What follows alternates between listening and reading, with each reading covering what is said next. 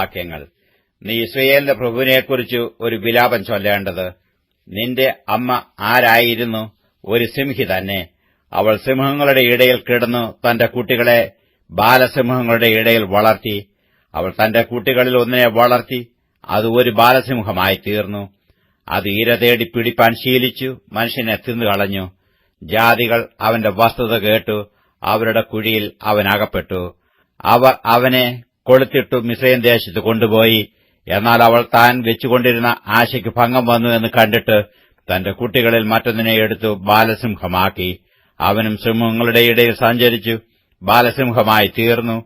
ഇര തേടി പിടിപ്പാൻ ശീലിച്ചു മനുഷ്യരെ തിന്നുകളഞ്ഞു.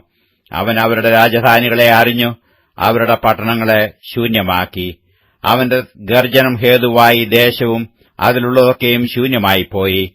അപ്പോൾ ജാതികൾ ചുറ്റുമുള്ള സംസ്ഥാനങ്ങളിൽ നിന്ന് അവന്റെ നേരെ വന്നു അവന്റെ മേൽ വല വീശി അവൻ അവരുടെ കുഴിയിൽ അകപ്പെട്ടു.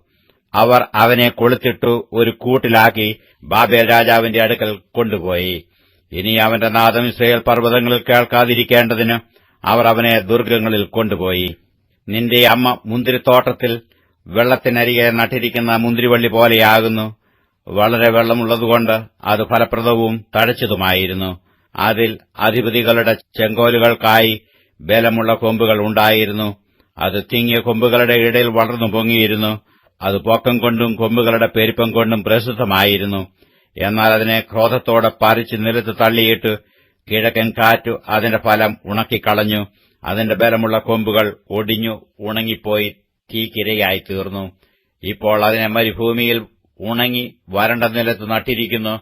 അതിന്റെ കൊമ്പുകളിലെ ഒരു കോലിൽ നിന്നു തീ പുറപ്പെട്ടു അതിന്റെ ഫലം ദഹിപ്പിച്ചു കളഞ്ഞു. അതുകൊണ്ട് ആധിപത്യത്തിന് ചെങ്കോലായിരിക്കാൻ തക്കവണ്ണം ബലമുള്ള കോൽ അതിൽ നിന്ന് എടുപ്പാൻ ഇല്ലാതെ പോയി. ഇത് ഒരു വിലാപമായി തീർന്നിരിക്കുന്നു.